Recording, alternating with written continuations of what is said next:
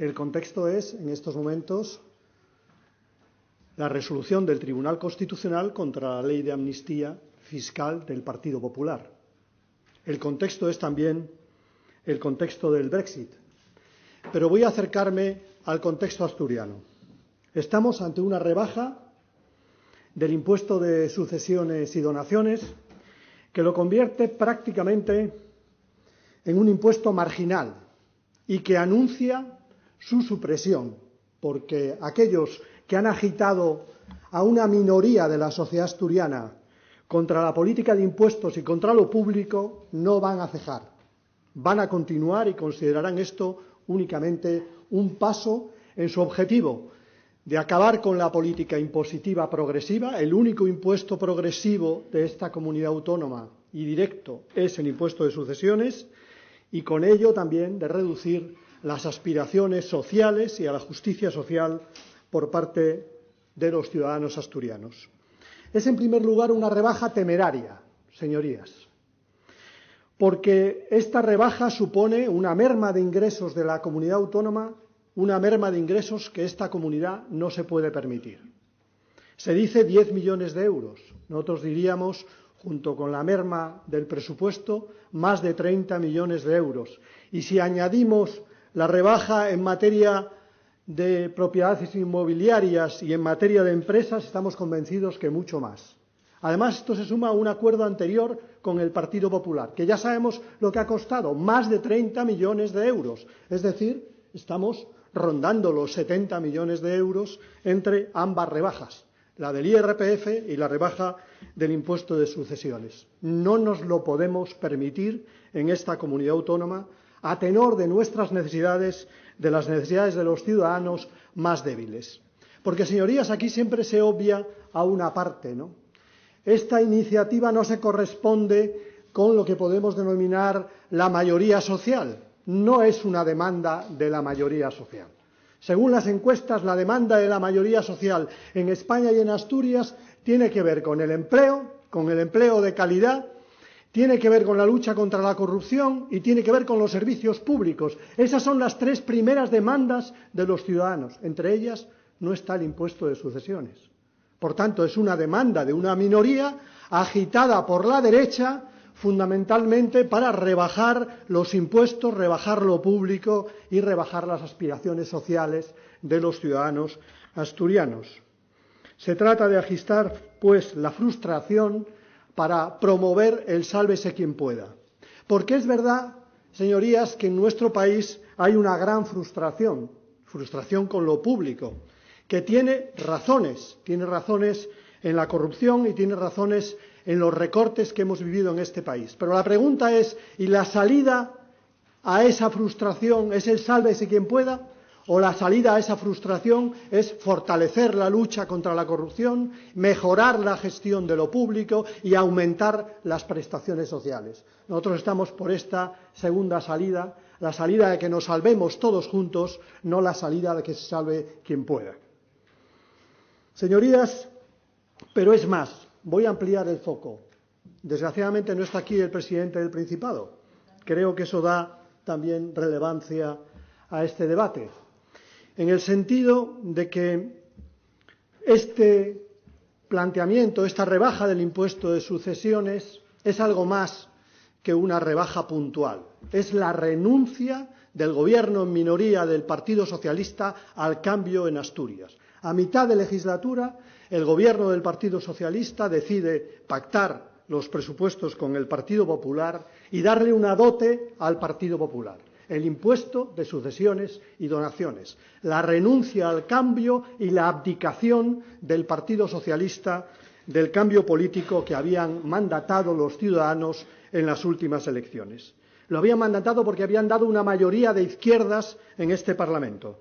Lejos de responder a esa mayoría, el Partido Socialista logra un presupuesto con la alianza con la derecha en esta Cámara. Se trata, señorías, no de una rebaja menor del impuesto. Lo he dicho antes, se trata de la tala del impuesto, no es una poda, es una tala, que anuncia la supresión del impuesto de sucesiones y donaciones. era un impuesto que afectaba al 4% de los herederos directos, ahora afectará solamente al 1% de los herederos directos. Es decir, convierte un impuesto fundamental de la democracia social en un impuesto irrelevante, marginal. Porque ya desde la época de la Revolución Liberal, a finales del siglo XVIII, este impuesto era un impuesto recaudatorio, por una parte, para garantizar la financiación del Estado, pero se decía ya entonces que el impuesto de sucesiones es la primacía del esfuerzo frente a la herencia. Bueno, pues lo que se plantea aquí es que ya no haya primacía del esfuerzo, que prime la herencia en una comunidad autónoma que es tan desigual como otra comunidad autónoma de este país. Porque otra teoría que hay en esta comunidad autónoma es que no hay ricos y pobres aquí. Aquí todos somos pobres. Y resulta que el impuesto de sucesiones afectaba fundamentalmente a las clases medias. Pues no es así. En los datos del reparto de la renta y el patrimonio en las comunidades autónomas españolas a lo largo de la crisis, se demuestra que el 20% con menos salario y menos renta ha sufrido el 40% del recorte. Y que el 20% con más salario y más renta ha ganado renta y patrimonio a lo largo de la crisis.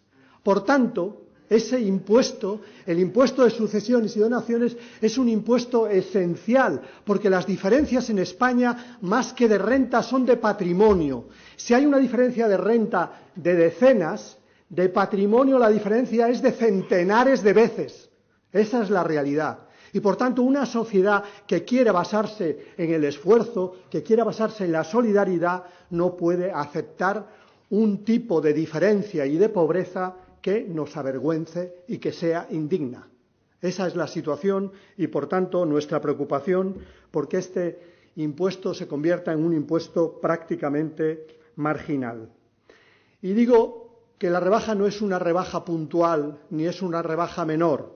Duplica la bonificación de 150.000 a 300.000 euros. Podríamos hablar de la familia del millón de euros. Aquella familia que tenga 1 millón de euros no pagará 1 euro a la administración de la comunidad autónoma. Esa es la realidad. Antes eran familias medias de 600.000 euros, ahora serán familias de 1 millón de euros que no pagarán a la administración. Pero hay cuestiones más graves todavía en la rebaja del impuesto, la que tiene que ver con las empresas. Empresas mayores de 10 millones de euros, antes era la voluntad de mantener la empresa familiar, ahora es la desfiscalización de la empresa gran y mediana empresa, no la empresa familiar, por encima de 10 millones de euros, no pagarán 1 solo euro a la comunidad autónoma.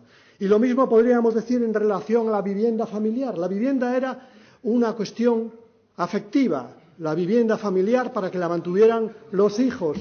No, una cuestión fundamentalmente que tenía que ver con los afectos también. Pues no, ahora 3 años para que remodelen la enmienda y la vendan en el mercado. No es un valor de uso, es un valor de cambio en el mercado. Eso es lo que proponen con un valor de cambio en el mercado. Todo se transforma en el mercado, ya lo vemos por parte de algunos grupos parlamentarios.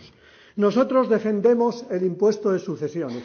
Creemos que junto con el impuesto del patrimonio y el impuesto de la renta son pilares del Estado social y, por tanto, no asumimos que las comunidades autónomas hagan esta carrera loca de desfiscalización del impuesto de sucesiones porque en buena parte están afectando a la justicia social. Pero lo que no ha dicho la consejera hoy y lo que no dice en la memoria económica y lo que, sin embargo, sí nos dice al resto de los grupos cuando presentamos una reforma impositiva es de dónde va a sacar lo que deja de ingresar con este impuesto. Porque lo ha minimizado, ha dicho, bueno, 1 millón de euros y demás. No, no, no. Son, junto con las reformas anteriores, 30 millones de euros. Junto con la reforma del IRPF, más de 60 millones de euros. ¿Cómo va a compensar el Gobierno el recorte? No lo va a recortar o no lo va a compensar con nuevos impuestos porque los impuestos a disposición de las comunidades autónomas son menores y con poca capacidad de recaudación.